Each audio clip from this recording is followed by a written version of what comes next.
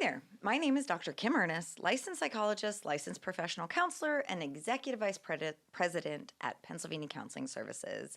And today on the How to Be Happy Hour, we are going to talk about the therapeutic value of pets.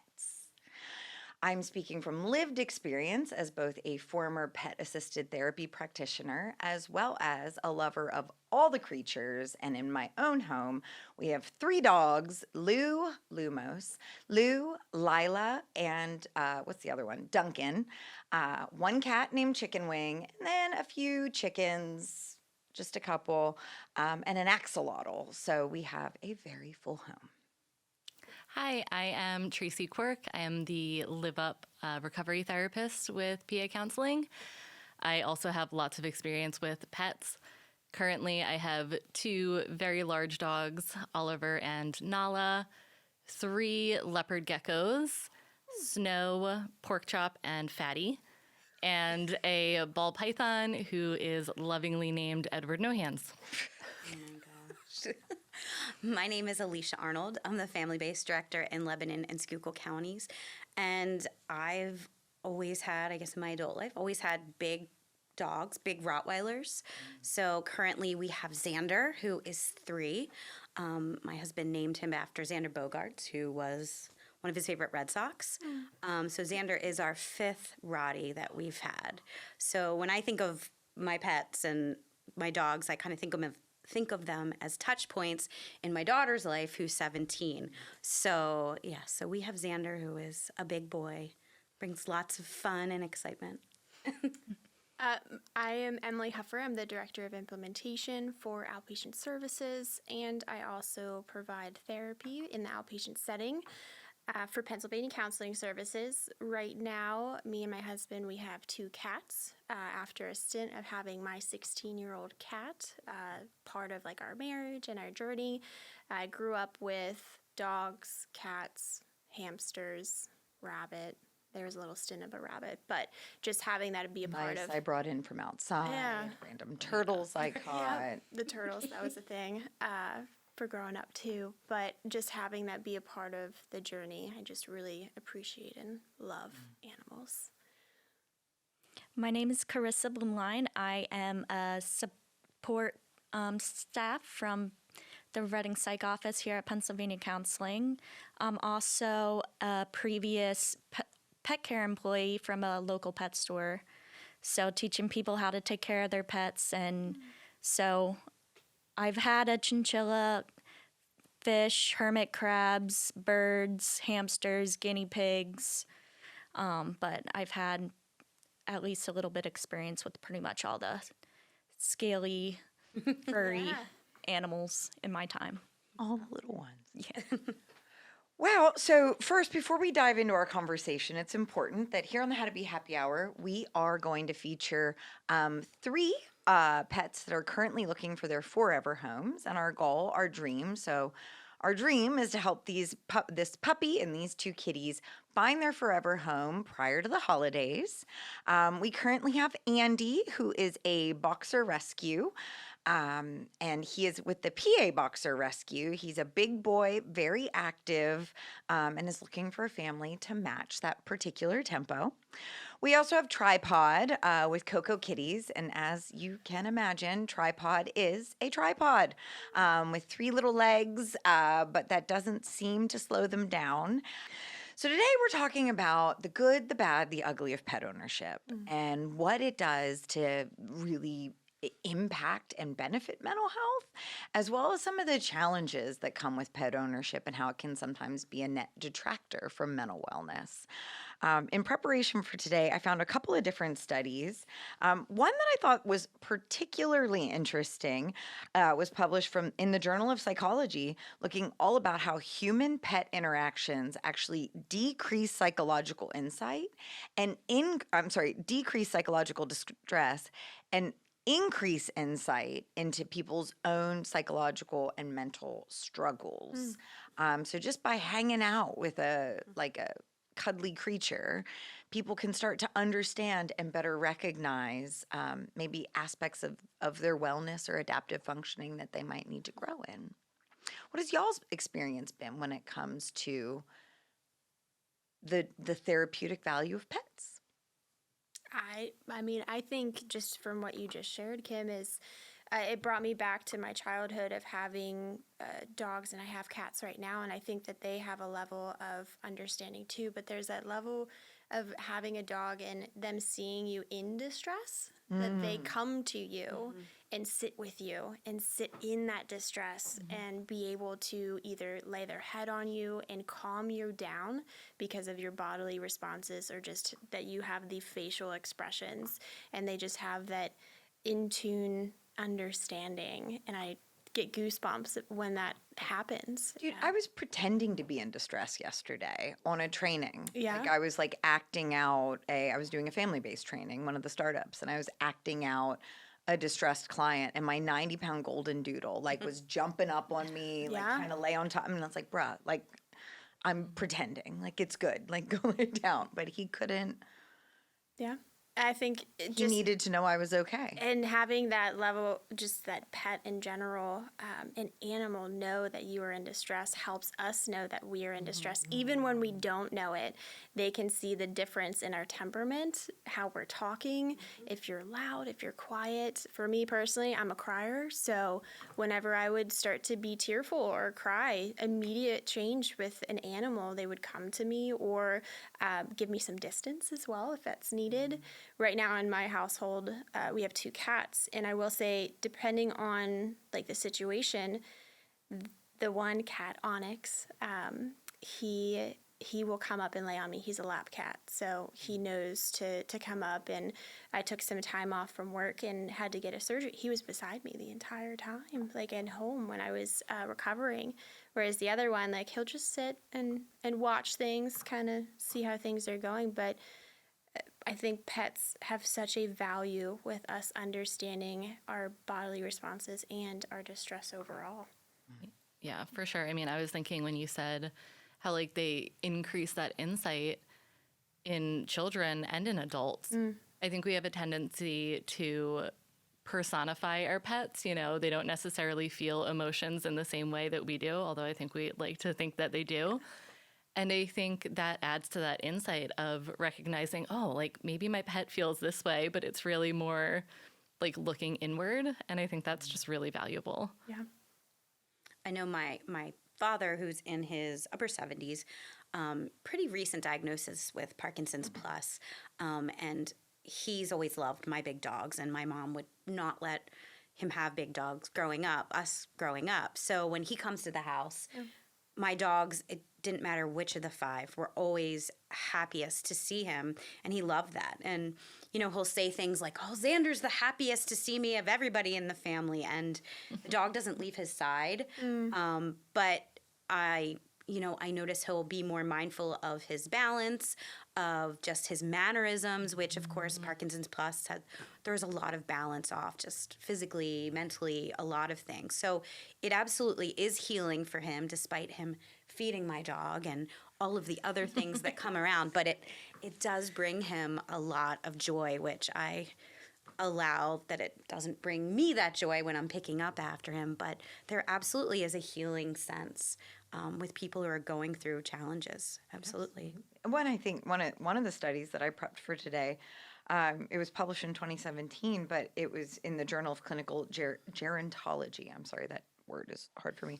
But especially with older adults, with the older adult population, that they actually live longer, have less medical symptoms, have decreased feelings of isolation, increased physical activity. So all of those different pieces, but even that what they attributed it to, or part of it, was this idea that they have a sense of purpose and responsibility. And that many of our older adults, especially when they're particularly isolated or far away from family or whatever it might be, simply having a pet to care for day in and day out gives them that like get up and go that keeps them moving and a little bit more active and has long-term like sustainable impact on their well-being. My grandmother passed away right before COVID started, so like a week before quarantine actually happened, and my grandfather is still with us, and that isolation and that time period for him was such a struggle because we had he had a cat at the time as well, and then that cat passed away. So it's interesting you say that too, because I see that in action. He has a very big cat called Tiny, and he takes care of Tiny. Like, that is his like center of gravity. Now he has his community, he has a couple friends around him, but at the end of the day, going home, having the ability to have someone at home as well has been really beneficial, and seeing that and the purpose and the happiness he gets from that too. He's still able to be active, walking around, coming to see us. He still drives because he's up there in his years. Sorry, Pop. But he has like this purpose, and it's really good to see. And I would say it's attributed to Tiny too. Man, my husband's grandfather, but we've been married long enough now that he's become my grandfather in many ways. He still runs a 1,000-acre cattle ranch in Wow. South Texas. Wow, that's amazing. And this man's a beast, and he's 93. Wow. And you see him out there like in 100-degree days, like doing what he's doing, and it's all to take care of these cows. And he still runs it from like start to fixing fences and doing Wow. goodness knows what else. He's out there riding around on his mule. And we all say, like, if only I could be like Papa when I grow up. Like, he's like the Marlboro man. You know what I mean? Like, he's amazing. And I think part of it is he has this purpose, and it's to care for these creatures. And it gets him up and out of the house every day. And similar story, Mike's grandmother died not right before the pandemic, but several years ago. And a lot of the research is not super positive, especially for men post the loss of their wives after many, many years. And we all worried about Papa for a while, and he has made it very clear we don't need to worry about him at all. Yeah. Like, he's got this because he's taking care of the cows still. Well, and I think there's such a value, like a therapeutic value in having this like being with you, that you can talk to them, you cannot talk to them, especially in like aging or having an illness. I imagine so much of your conversation is about that, and then just to have somebody there with you that you don't have to talk about those things. You can focus on something else and just focus on that care of them. I think that's really valuable. Well, I mean, how many of us talk to our pets? I mean, I certainly do. I'm talking to them all the so time. bad. Constantly. All the time, and they each have their own voice Yep. with which they speak back to me. Like, we make up their responses in different voices.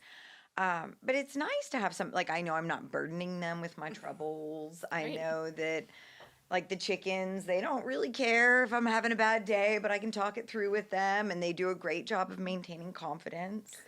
So it's great when I need to talk through some work stress. I also think if I need to talk through like family stress, I'm not triangulating anyone. Lou's not mad at my husband when I am. Like, it's a good balance to be able to have those conversations with someone. Great listening ear. Great listening ear. Without judgment. Without judgment. Just deep, soulful eyes. Yeah. I see you. They just stare at you the entire time. Like, Yeah. I wonder what you're saying right now.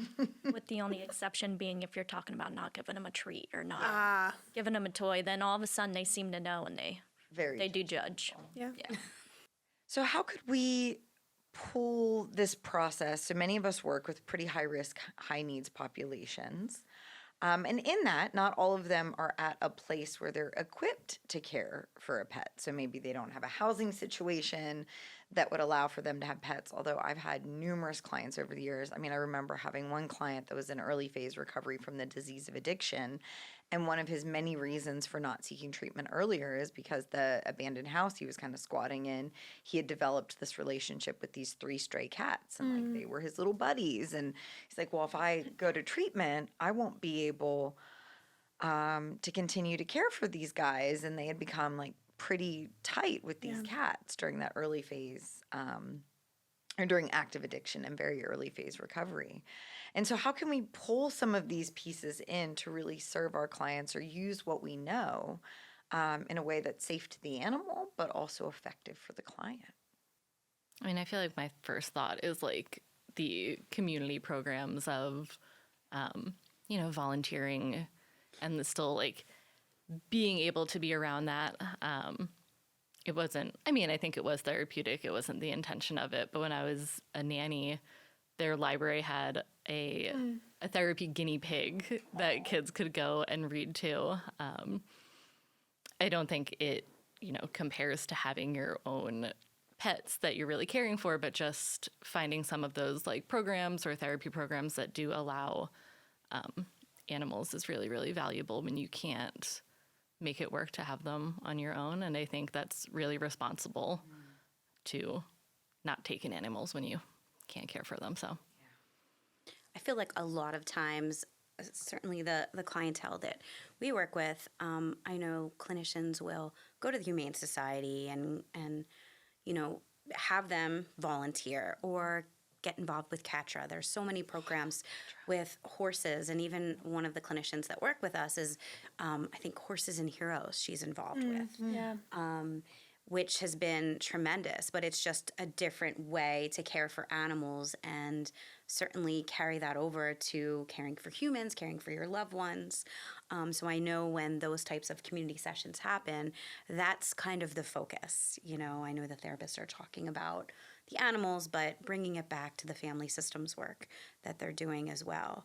Probably one of my least favorite times working with clients is near Easter when Tractor Supply will have the little chickens, and then we hear, and then we hear families get them, and we're like, what's going on with that? What is your plan before that? So I think there's also that responsibility piece that we're talking about with clients and caregivers as well.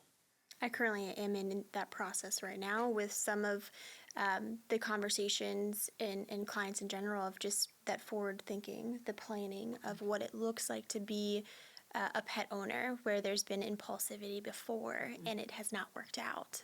So how do we alleviate that impulsive want for a pet, but then break it down into what is the need? If it is a need that we can look at outside of having a pet, then we can work with sources, social, community supports. But ultimately, if it is a pet, what's that look like? The monetary value of what that looks like as well. Because some of our clients that we work with, there is lower amounts of economic that they are able to take care of their pets. Pets can be expensive. They can be expensive. So kind of bringing it into a level of reality as well. So having those conversations, and they can get really difficult at times of that wanting that love and unconditional love. So how can we find that in a way that is not a pet that we are looking to have, but not able to actually completely do it? Yeah. I love you mentioned CATRA, and I think they are a phenomenal organization. I used to volunteer there once upon a time, and my brother went there growing up, which is, for those who aren't familiar, it is located in Grantville, Pennsylvania. They have equine assisted therapy predominantly, but they also have a ton of little creatures up there as well, like cats, and they used to have a whole herd of little corgis running around everywhere you'd go. Corgis are just the funniest dogs. That's what I want. With their for my fat little dog. butts that wiggle wherever they go. I just love the corgis. And rabbits, and they had all kinds of little critters. But I think equine assisted therapy is gaining in popularity, but it's still not billable to insurance. It's still not, and there's obviously a lot of expense associated with caring with that population. yeah, my sister, for a couple of summers, she works with horses, and she got a grant and funded for 2 or 3 summers a summer camp for kids in the foster care program. Nice. And it was just amazing to see these kids come in super shy, new to their families, and be able to care for these animals. I think equine therapy is super valuable. I pursued a grant specifically a couple years ago when the Sackler family got in a bunch of trouble. They just started dumping money out in grant RFPs. And I pursued a grant specifically for not equine assisted therapy, because I truly don't think I have the skill level to care for horses. I don't know what I'm doing. So, but we thought we wanted to have it be more of a farm-based residential treatment facility for mothers and their children, because there's not a lot of opportunities for that around here. And so we wanted to create an opportunity for people to have a safe place to go. And then the plan was to have like gardening and obviously chickens and, you know, whatever else we could cook up in that particular model. And unfortunately, after a bunch of different meetings, it never came to fruition. But I think there's a lot of value there, especially for the populations that aren't yet ready to kind of have their own creatures at home. I think that helps, even just talking about that, it helps in the grand scheme of like responsibility and Yes. and just the social aspect, the community aspect, and future goals for what our clients or just people in general are searching for. There's so many like the hidden layers of providing support to animals in programs like that. I just always admired like equine. It's so cool. But, Like it's cool, but then also the underlines of like what's happening on a level to level. It's so watching good. my brother in equinus, because Nick was nonverbal, like the lowest rung Yeah. of intellectual disability, like so low that he was untestable, and he would light up around the horses. Like he would follow your instructions around the horses. He would engage. Like he was a different kid on horseback, and it just was such a powerful thing to witness. But there's no funding for it. No. There's no resources to make it happen. And a lot of families that would benefit, it's like private pay, out of pocket, $400 a session, Yeah. $300 a session. And I get it. I can't imagine what it costs to like keep a horse alive day in and day out. So I understand the cost associated with it by those who provide that type of treatment. I mean, even when we were looking at stuff with like chickens and rabbits and like smaller animal, we talked about even goats, like, but smaller critters, that our budget was pretty high because it takes a lot. I mean, I think about what I spend on chicken food in a year, or dog food, or vet visits. Like, you want to have a Racks cushion up. there because you want everybody to have adequate care. Yeah. But accessibility is such an issue. I even think about, you know, in reviewing safety plans, the amount of pets Yeah. you see in that portion of a safety plan. You know, I'm going to go brush my cat or go outside, take the dog for the walk. We see that so frequently. And clinicians, you know, make that a point during session to, you know, interact with that same animal. So I think it's just been so healing and just such a big part of, you know, treatment, of course, but just our everyday world, you know, these animals. And especially, certainly, I know we'll talk about the pandemic and what it meant with that. I mean, personally, and I had shared this with Aaron, Xander, you know, with thinking of my dogs as touch points, that was probably my husband's last road trip when we went to South Carolina to get Xander. So his brain tumor had come back, and we knew it had come back, and we were due to pick him up, the litter, and so that was kind of like the last trip. And so we kind of raised this dog as my husband was going through treatments, and people were in and out of the house. And I think about just, you know, Xander loves everybody, and it's probably because we had so many people in and out of our home. He's not well trained just because we had all these different people taking him for walks or nurses coming in. So I just think about that part of our lives, my daughter's lives, my life, and how important he was. And we never allowed dogs on the couch. And usually because Rottweilers are huge, and he is. And I remember. Dribbly, yes, some more so than others. But I remember, you know, Dave being okay with like Xander cuddling on the couch with him, and that was the first time, and that brought him a lot of joy. And he was just a cute little puppy then. Now he's a big beast on the couch. But you know, I think about that, and I think about that brought us joy to see Dave, you know, who passed away then in January 2021. But that brought him joy, and the dog, no matter how he was feeling, always brought him joy. So, you know, I see that in my life, but also in the patients that we work with. No, I think that you bring up a really valid point that when, because we also like break our life down into like, well, what dogs did we have at the time? Yeah. Like what were the creatures in our home at or which house did we live in? Because we moved a lot for grad school or whatever. But I I think that piece, to me, the pets were the most healing part of like my grief journey. Because I didn't want, my kids were really little when my brother died, like to talk to, you don't want to grieve in front of your kids. I know your daughter was older, but you don't want to grieve in front of your child when they're also grieving differently. Like you have to kind of hold that. And so that's when we got chickens, because my husband would never let me have chickens. And then he's like, all right, your brother died. You can have some fucking chickens. Like he was like, all right, fine. Like you've worn me down. Like it's okay. But I think he also saw like me getting outside, having distance from the family, like putting my AirPods in and just having space where I could like be and be sad and not have like to put on that stiff upper lip for the kids. And my husband lost his dad 3 months earlier. So we were both grieving simultaneously. And we both kind of came to the gentleman's agreement. Like, I'll do my shit, you do your shit, and we'll come back together when we're through it. Like, I'll see you later. But, which is probably not the most healthy pattern of grieving, but was adaptive for where each of us were in the middle of a pandemic. Yeah. Homeschooling kid. Like, it just life was really rough back then.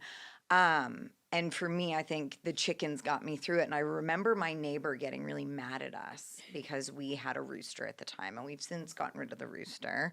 And then the rooster attacked a kid, and then the rooster became soup. So the rooster story doesn't end super positively, but my neighbor wrote me a very strongly worded letter. It was like, I don't know why you got chickens. And I called the zoning board, like I'm legally allowed to have chickens. So I figured it out. I wasn't going to cross that line. And I said, well, legally I'm allowed to have him, but if he bothers you, we'll get rid of him. But then the funny thing was my neighbor was grieving the loss of his mother at the time. And so it took me and this guy that lived next door to me, but I'm an introvert, so I don't reach out and talk to him. I was like, well, actually, my brother died. And so then I got chickens. And it's helped me through my grief. And he's like, oh my God. Like, and now we're like, we became so much closer through this shared, weird, like niche grief process and his hatred of my chicken. And that chicken's gone. And I think he's fine. I haven't heard from him since about the other chickens don't bug him. But it's just funny, like the weird little threads that pull us together, and all roads go through creatures for me. Absolutely. Even when you think about interviewing people, you're getting to know people, staff, and pets come up, and you see like a whole different persona or relaxation if someone's anxious. Oh, let me tell you about my bird or whatever. So I think that's always fun to do in an interview, and then you can kind of read a lot, based on how they're talking about their pet and, how many hours away from the day they can be from their pet and all of those things. So I also think that's really telling too. I always enjoy interviews. I mean, Deb, who's my partner at work, we both love our dogs. We talk about, Friday nights, we don't have plans. That's great. A night with Xander, a night with Olive. So have some wine. So I think it's always a good thing too to kind of bring up when you're getting to know someone and hear that pet connection. It comes through for like orientation then. So like even from that interview process, I help out with our orientation for PA counseling and do day one where people come in, they hear about who we are and our values, but we talk about like interest, and always it's pets. And I'm like, bring on the pet stories, because it brings everyone together and it starts that connection of, like, you have a pet, I have a pet. So like, let's talk about it. And it breaks that bridge of like, I'm starting a new job. I might be feeling like there's a silo because I don't know if there's anyone that's doing the same position as me, but it kind of breaks those barriers. And it's like, like you're a person too. You have a pet too. Which I always love to see because it starts to simmer down of the anxiety or the nervousness of being a new person in a new place. Yeah, they're always the best. When I was in family-based, always the best joining topic with kids and parents alike. Let me tell you, you tell a kid of any age that you have a pet snake, and you're in one way or the other. Cool. You're in because they're like, that's the coolest thing ever, or they're like, ew. And either way, you're just... Right. They have to react some way. You're in. Say that. Yeah. No, they do. And it makes you a person too. Like it starts that joining process, but it brings you closer to the client too. And I find that like even introverts, like you mentioned something about a pet, and like you wouldn't picture them as introverts anymore because it brings that like excitement out of you, that natural just like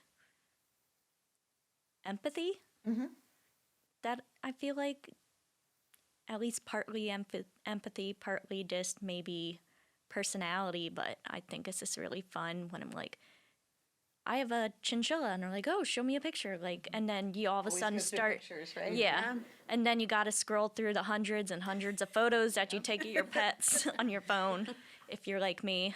Yeah, and then for a moment, as I'm getting to know you, we can focus on this other thing that's not us. Yeah. Right. That's not as heavy. Yeah. Absolutely. No, I think that's, I mean, I was just on a supervision today and we were all like showing pictures of our cats destroying Christmas trees. I'm so scared for this year because ornaments are starting this year. Because last year, we didn't have ornaments because it was the first year. So this year is the testing of ornaments for 2 cats. So I'll have pictures. Godspeed. Yeah. So far, Chicken Wing does not, he don't give a fuck. He does not care about the tree. He doesn't care about anything. He is the king of his castle and he will not be bothered. But my mother-in-law just adopted a kitten and she just like released it into the house because you know how sometimes you keep it in a smaller space for a couple days, and she released it in the house and like kitten top of the tree top. And I guess Megan Briggs, that's how it came up. She, her cat just destroys all trees. Oh. So she bought a cat tree Christmas tree. Oh.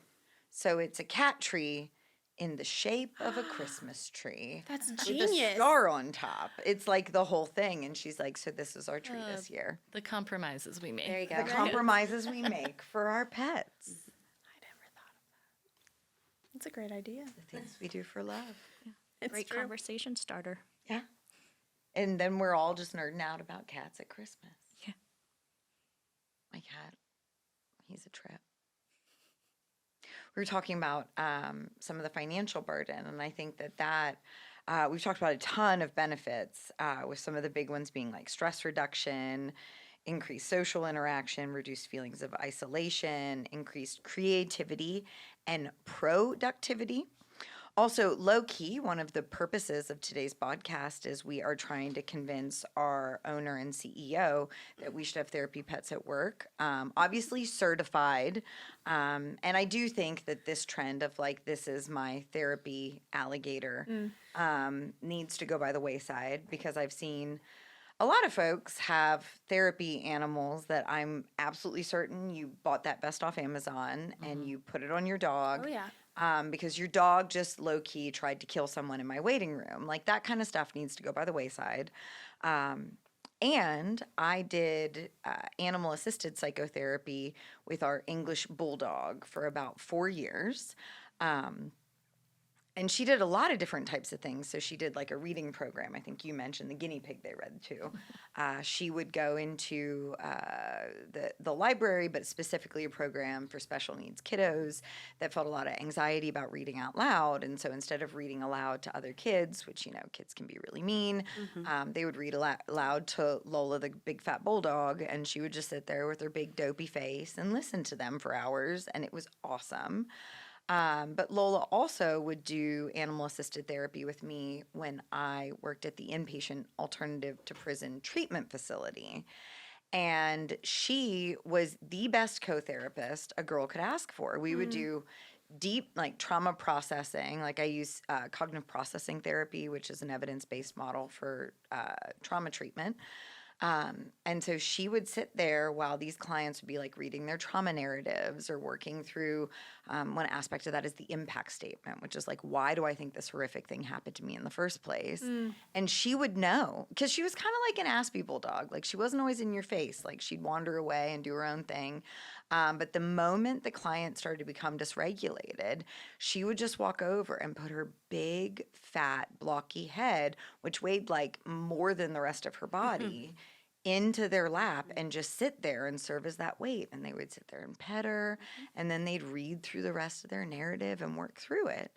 And so, because pet therapy is so effective, I think here at PA Counseling, we should have office pets that come to visit. I have at least 3 dogs that would volunteer. Well, one isn't allowed because she pees where she's not supposed to, but the other 2 would be great. And it leads to increased morale, job satisfaction, increased productivity, and increased attraction and retention of talent. Wow. Interesting. Isn't that interesting? Also improved work-life balance, increased job engagement. However, they did give some caveats. Many people find the presence of pets positive. We do need to consider potential allergies, fears, discomfort, and have very clear guidelines for what would be considered pet-friendly to ensure a harmonious and inclusive environment for all employees. So we can't just blow the doors off, but like, what if I Where offered can we? to bring Lou Where to can your we? staff meeting? Go so well. We'd love that. Well, even in the criminal justice system or the court system, I know when my husband worked in the DA's office, they were looking at like one of the Philly DA's office. They had, I forget what kind of breed dog it was, but there's a program and they go into the courtroom with victims who are testifying. I've seen that. And I know here locally in Lebanon, I think they were looking at that as well. So, you know, through the victim witness program, who, you know, any kind of kiddos that are making testimony, the dog is just there during that process. So it's kind of parallel to like the dogs at the cancer center, like up at Hershey. The dog there has its own little office down where you go down and get your radiation, and then can go up to the floor and you see the office hours. So I feel like, you know, similar to the medical field now, the criminal justice system, you know, of course, there's canines officers, but this is the flip side to that. Somewhat, the dog is there to just provide support. So I think that's really kicked off, and it makes sense, very parallel to what your findings show. I know I have an office full of animal lovers, and you know, we all talk about our animals. When somebody gets a puppy, they may appear sometimes for a short amount of time at the office, short amount of time, but it's always fun, and everybody, they may end the billable session early and come real quick to see this dog and go right back out. So.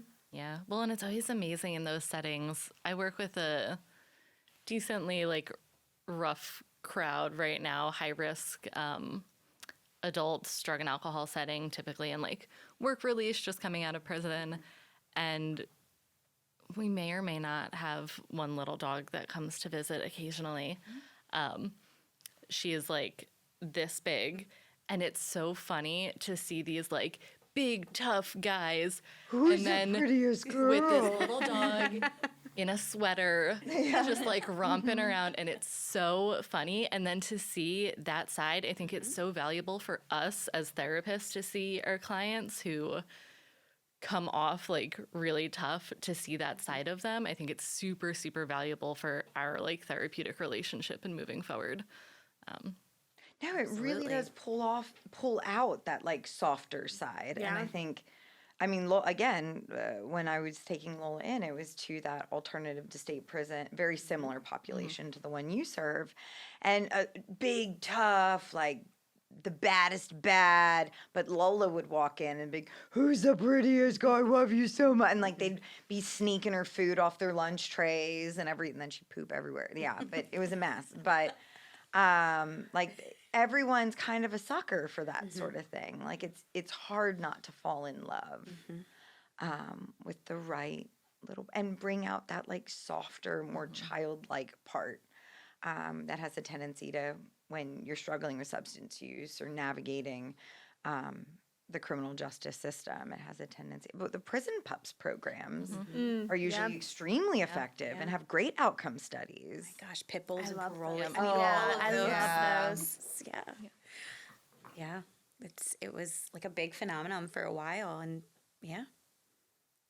I don't know, like I don't know where the process is at, but I think that would be certainly in the criminal justice system, and many of us here work with kiddos that are very high risk, that have endured trauma and abuse and have been involved in the justice system for a number of different reasons. But I mean, I think about when sometimes our therapists are, you know, prepping them to, okay, obviously not prepping them for court, but emotionally preparing them for what's going to be said or how they're going to talk about things, and how bringing an animal into that just is such a great support.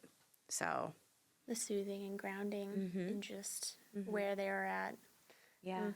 You talk about fidget toys, Oh, yeah. remember? And it's petting that dog or whatever, the cat just sitting with you. The last time I was at the airport, they had them there. Like they had the therapy dogs walking around, and I thought theirs I was saw really that. cool Yeah, I've because seen they that had recently, too. each dog had their own little business card with their photo on it. They were kind of like, and my kids are really into Pokemon cards, so then they wanted to like find the other dogs to collect all their little cards. But yeah, you could like collect their cards as you walked around the airport, and they were there like, please pet me, like with big signs on the side of them to help people feel more comfortable, because flying can be such an anxiety evoking. Oh my, the airport makes me so anxious, but if I were like, I can find a dog somewhere, I Yeah. wouldn't be thinking about how anxious I was at the airport. That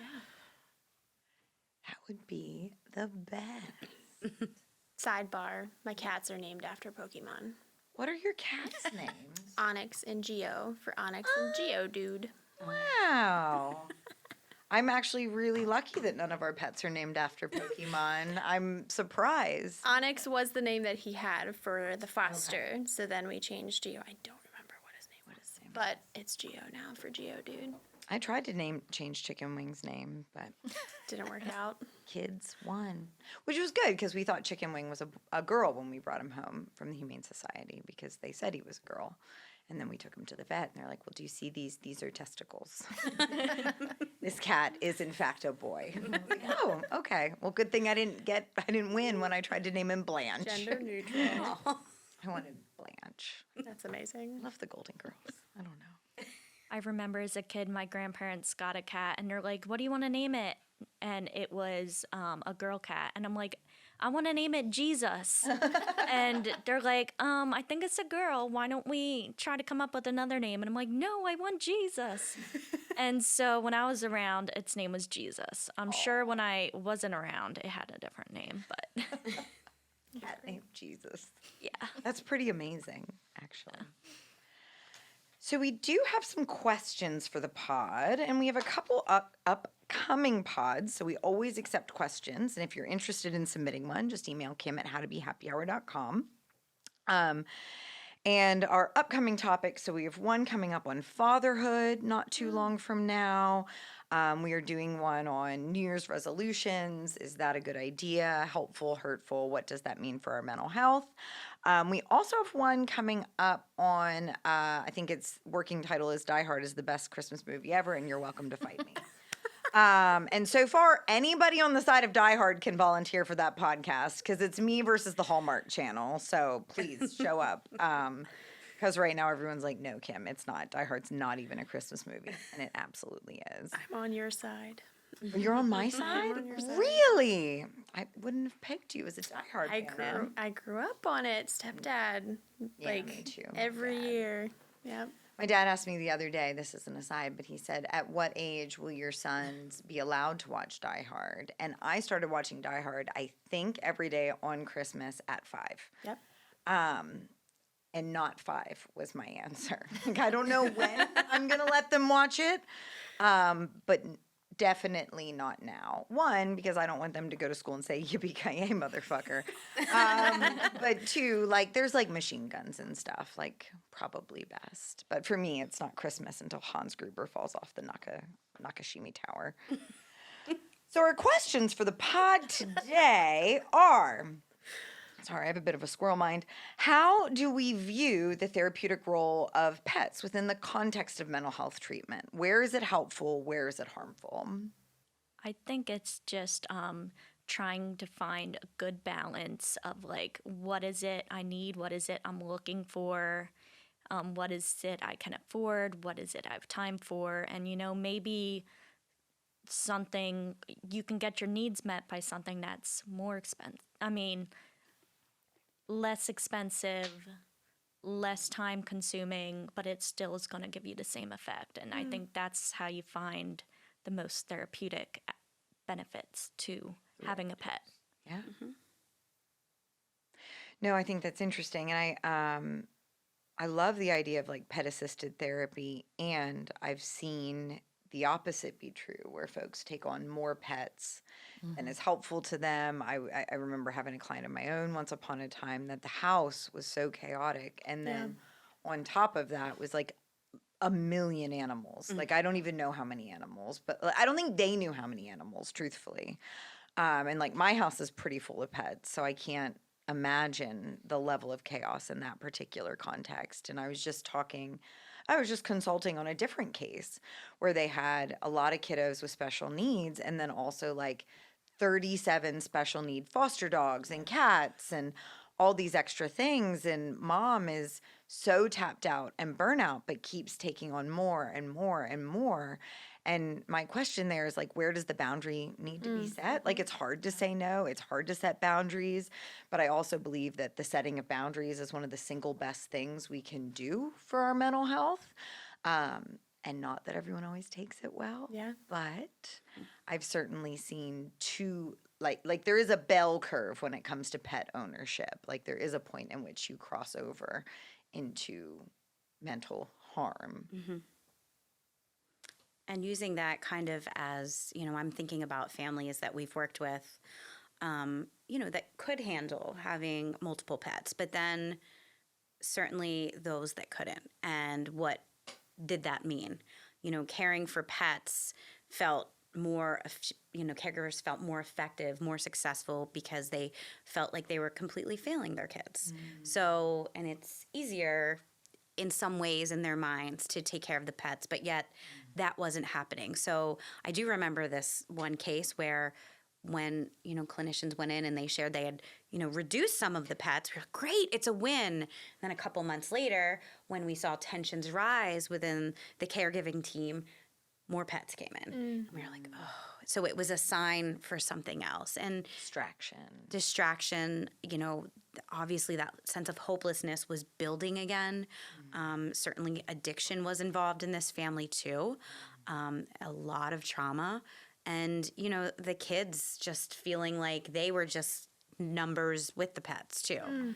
So it's a hard balance to do. But I think in therapy, it's something we also talk about. I think, it has to be spoken about. You know, you love your pets so much, let's talk about that and what it's doing. And I do agree with you. I know with bringing in new clinicians, not only is it important in therapy to talk about our clients setting boundaries, but as clinicians, as professionals, we need to set those boundaries. I feel like I had a really challenging conversation with an insurance company maybe 8 months ago, and that's what the care manager said. And I was like, you're right. That's like brilliant. And I didn't think about it the way she was saying. We were talking about younger clinicians coming in, greener clinicians, and the importance of setting boundaries professionally and teaching that. I think more and more we're seeing that the boundaries are not set, especially for like our newer clinicians and just in general, that we have so much exposure to getting things so instant and instant gratification that those boundaries are kind of like a very thin wall, thin glass that can be broken so easily. So slowing it down and talking about what is the need in the moment and what is the function of that avoidance. So I have different individuals I work with where they want a pet because they have avoidance of wanting to actually talk about their emotions. They just want to pour all their love into a pet instead of actually talking about the root cause of why they want to give love to a pet instead of a person. So having that ability of breaking it down, slowing it down, and then rebuilding those bricks of different boundaries, I think is a slippery slope as well. It's very difficult, but I think in the long term, it's beneficial for our clients. Now, as you're talking, I'm feeling very called onto the carpet because my own boundaries. I need to work on that for sure between work and life and whatever. That's All of us. That's a different conversation for a different day. But we ended up. My husband and I, when our cats passed away, I think we had two cats. I volunteered at an animal shelter when I was 18 years old. Don't do it. It's a terrible idea. and ended up with 3 dogs and 2 cats by the time I was 19 years old. And to my credit, I drug those 5 creatures with me from Pennsylvania to Texas to South Texas to North. Like, they went through due diligence to Lebanon to Hershey. Like, we went all over together.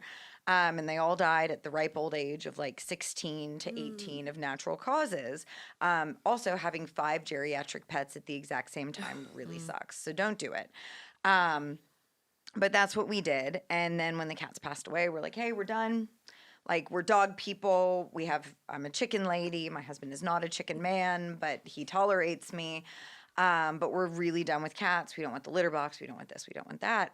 And then my son went through like a nightmare year with bullying, and it was just kind of like one thing after another. And we met with the school and tried to come up with a solution and try to keep him safe, and nothing would work. So I pulled him out and homeschooled for the last 3 months last year, 2.5 months, whatever it was.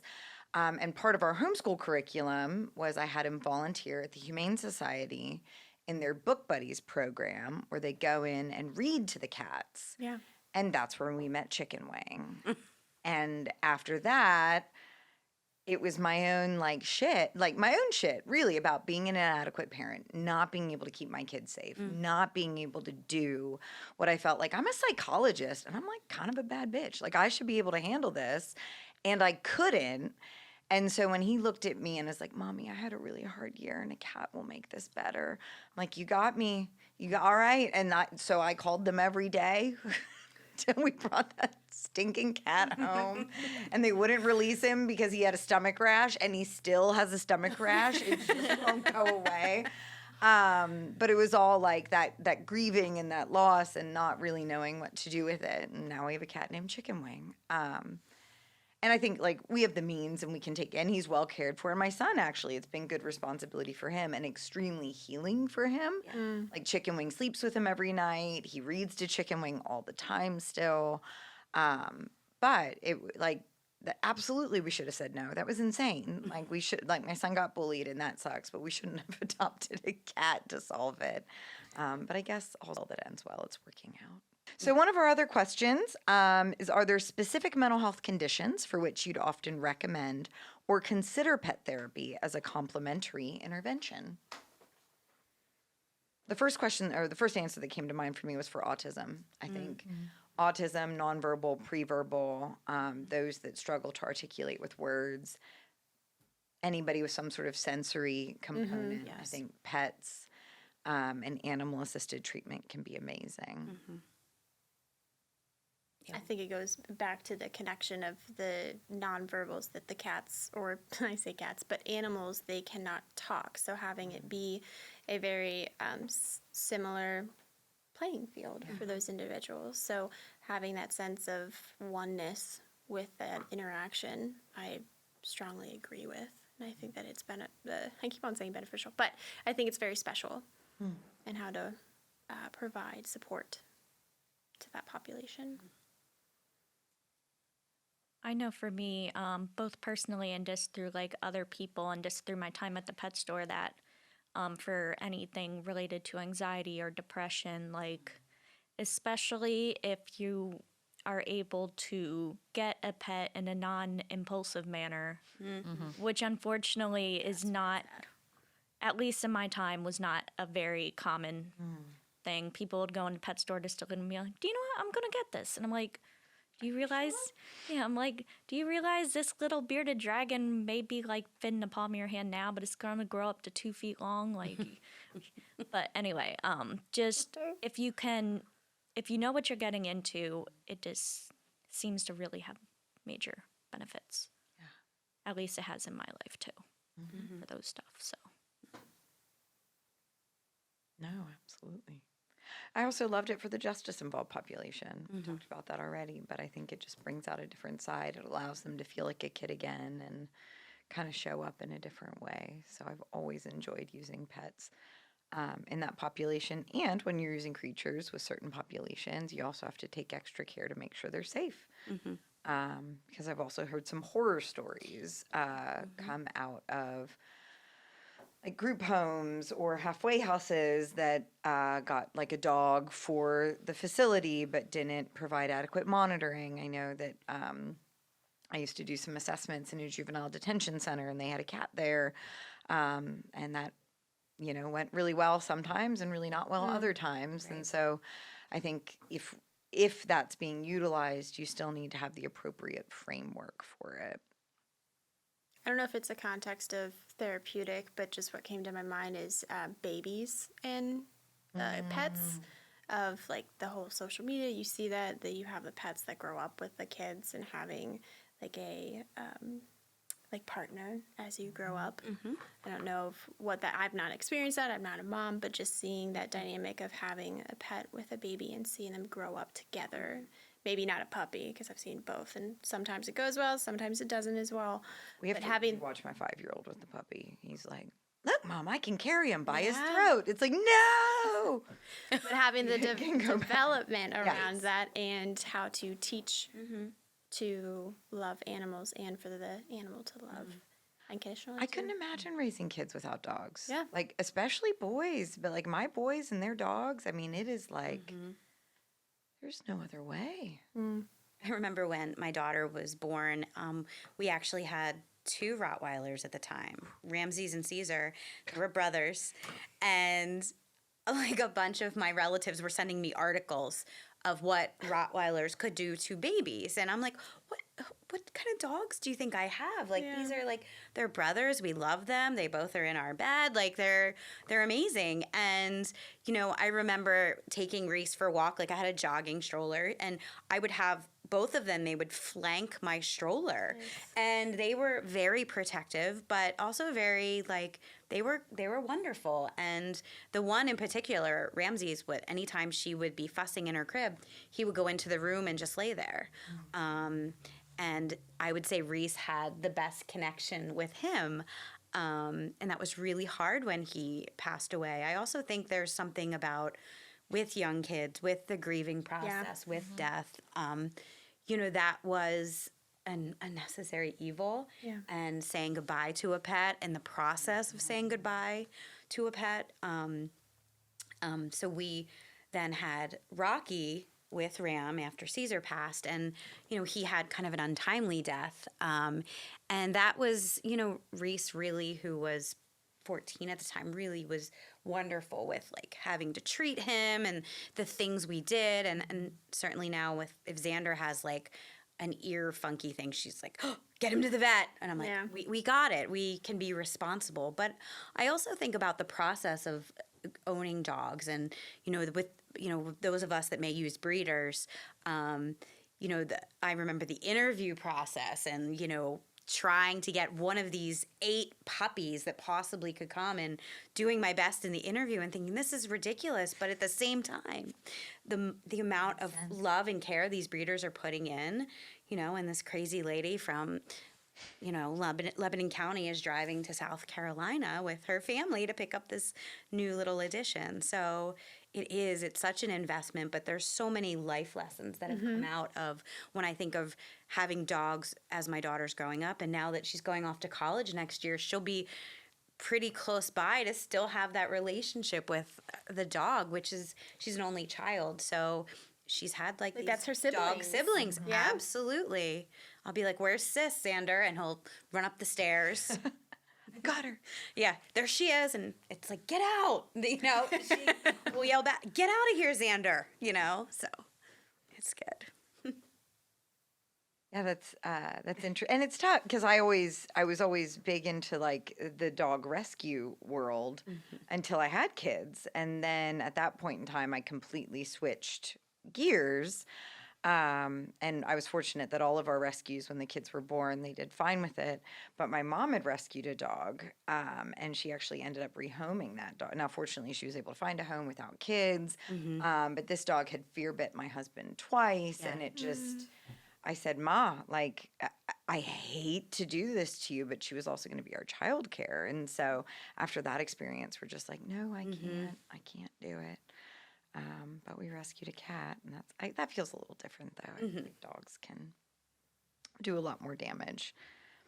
So, last question for the pod is, in your experience, have you encountered cases where pet ownership posed challenges or risks to mental health of the individuals? I feel like we kind of already went here, but any other pieces or anything to add on that particular topic? I mean, I think about my family-based families, and, sometimes we'd be working with families that have 5 kids and 12 pets, and I just can't even imagine. Me, myself, I love my dogs to death. They are so incredibly in the way, and it's so overstimulating sometimes. Like, I don't have children, and my dogs consistently remind me that I can't have children, because the amount of times that I say to my dogs, "Get the fuck out of my way," would just not be appropriate for a human child. Probably. So I think about these families that we've worked with, and I'm just like, are you not constantly in that state of overstimulation? And when you're constantly in that state, I can't get anything done, just like the anxiety that gets raised. So again, I think it's just about the responsibility. So I've definitely worked with families where I've walked in and we can't get any work done because The dog.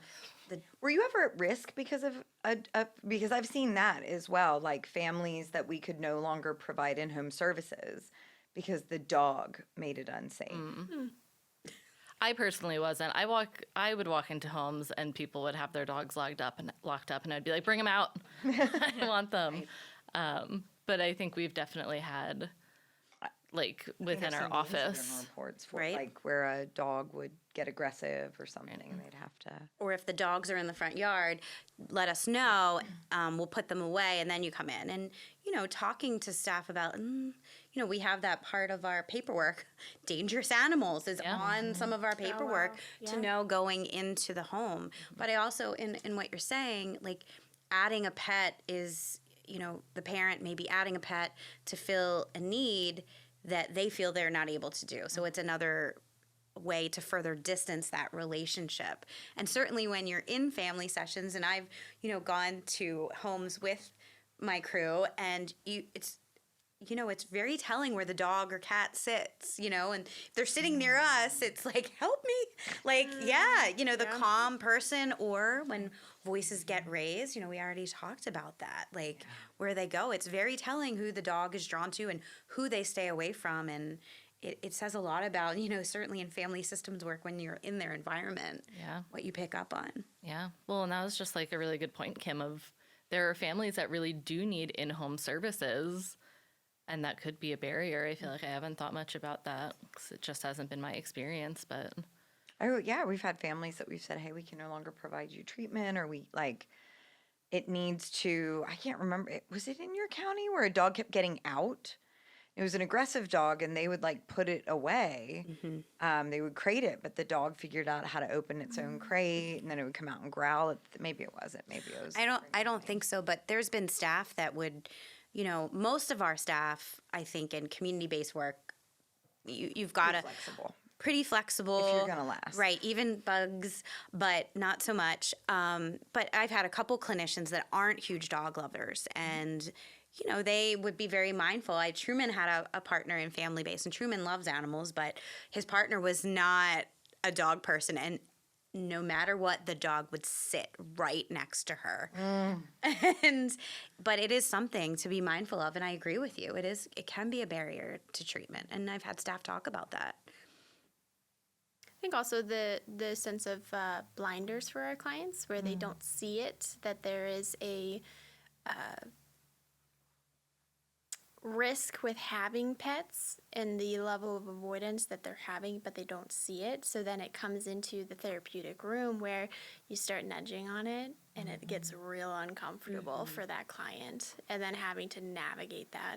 As I've had some difficult conversations of that impulsivity of wanting a dog, wanting a pet, but is it the right time for you right now? What does that look like? Which I think is good in the sense of having that in the room and having the space to broach that, but having that broachness of kind of bringing it to the forefront can come with complications as well in the therapeutic relationship between you and the client too. Of like, how dare you tell me I can't have a pet? Oh yeah, don't try to. I mean, I had a friend years ago that her fiance was a um, animal control officer, and so it was his job to go in and navigate animals that were aggressive or caused harm, but much more likely was to take an animal out of an unsafe situation. And he would often say, like, I've never felt, I've been a police officer for like 15 years. I've never felt more at risk until I had to go take someone's pet from them. Yeah. And he said, and in that place, he said, like, CYS and animal control, like, it's our job to come in and take away like one of your attachment relationships. Yeah. And he said, like, people in those instances can be really, really scary. Really scary. I mean, if you tried to take my dog away from me, I'd try to fight you. I can't For imagine sure. how I would react. So even having the conversation of like, should you have a pet? Even that is just like, oh, like, of course I should. Like, yeah. So having to do that in a therapeutic relationship and just a context of that is very interesting of having to navigate. But and I've also had clients where it was a symptom of their disease of addiction, or like a symptom of their disease. Yeah. Like they would have like a bipolar cycling process, and when they were low, they were really really low. But when they were high, they would adopt like 37 dogs, start 3 different side hustles, like start painting the shed, and then they'd go low again, and the pets wouldn't be cared for anymore, and all the businesses would fall by the wayside, and people would get angry at her, saying like, you took my money, but you haven't given me the products you said you were going to do, or half the shed would be painted. And so it was like all those different pieces. Yeah. But it was always indicative to me that we were starting the upswing. When, oh, well, I rescued these kittens. It's like, well, where did you find them? Like, what happened here? Yeah.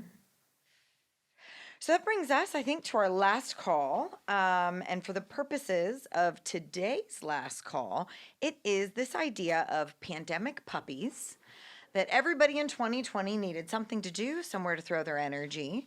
So they went out and they adopted a dog.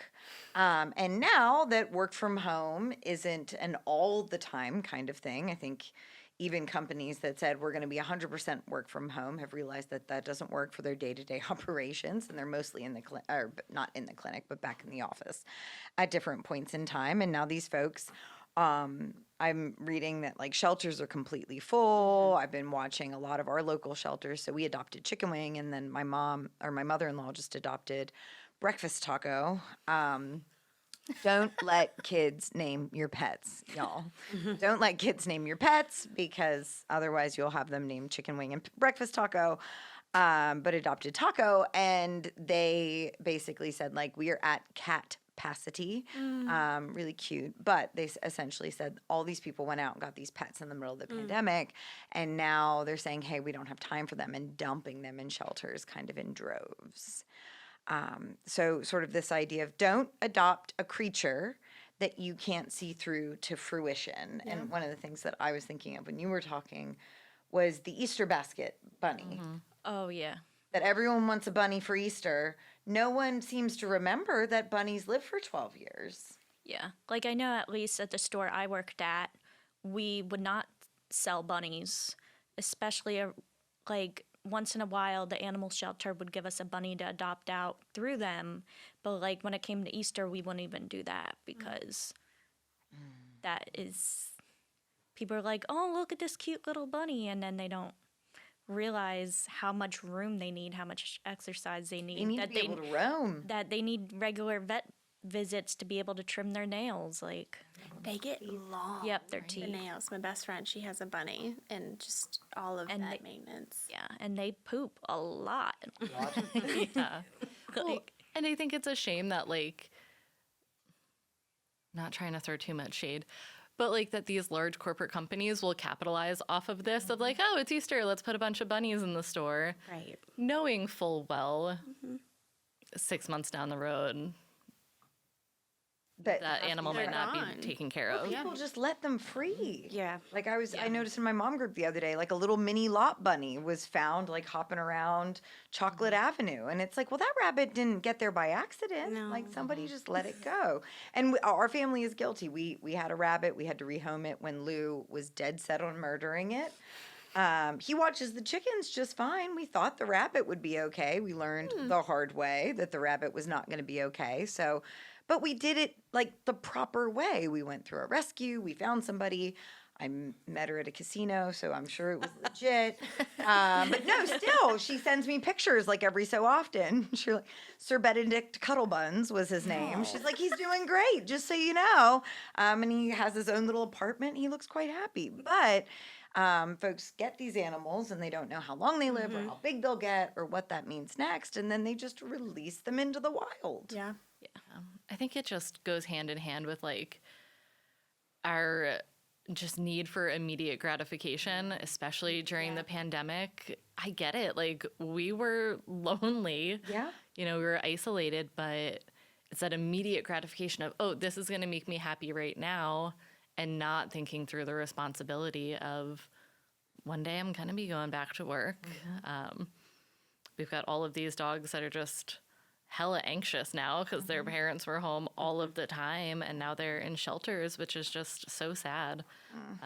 And I think the same goes for, you know, just animals as gifts and things like that. Just being really, really aware that this is a very, very long commitment. I have an ick about pets as gifts. I just, the thought process of that doesn't make sense in my brain. We want to have that connection in order to have a pet. So getting a pet from someone that they might have more interest in that pet, they think that pet is going to be the best for us, but then it doesn't coincide together. My first pet I ever owned, a hamster, my grandparents gave it to me for my birthday, and they're like, "We know you've been asking for one." I never asked them for a hamster. I, at that time, I thought animals were cute from afar, but it turned out my brother asked for one, and they got us mixed up, and we thought my brother was allergic, so I almost had to give him up, and I just know that experience. My parents are so mad, because they told him, like, an hour or two before they gave him to me, like, we were already at the venue, like, poor Hammy was in the trunk of their car. Oh, Like, Surprise! Like, Yeah. that's something you do to someone you don't like. yeah. And my You gift their children a kitten. Like, happy birthday. no. Yeah. Like, maybe if you're like gifting your own child that you know that you are going to bear the Yeah. don't gift somebody else in another home a pet. Don't do that. Even gifting so we ended up when we got Lila, the dog no one talks about, we had planned to get a dog. We had always had to. Lola had passed away, so we got Lila. And the day Lila was ready to come home was my oldest son's birthday. She wasn't a gift. She was just coming home that day. But because we got her on his birthday, he insists that she's his dog. And like constantly tells his brother, like, don't touch my dog. That's my dog. Like, don't. So like, there's also some downsides even to like gifting your own children. And it wasn't a gift. We just got the dog that day. But it all, kind of went to shit after that. And don't get me wrong, I mean, that completely changed my life because it ended up coming in my life right before a lot of trauma that I went through. And now I'm this big animal guru. But, like, yeah, Terrible relatable. origin story for Hammy, though. Yeah.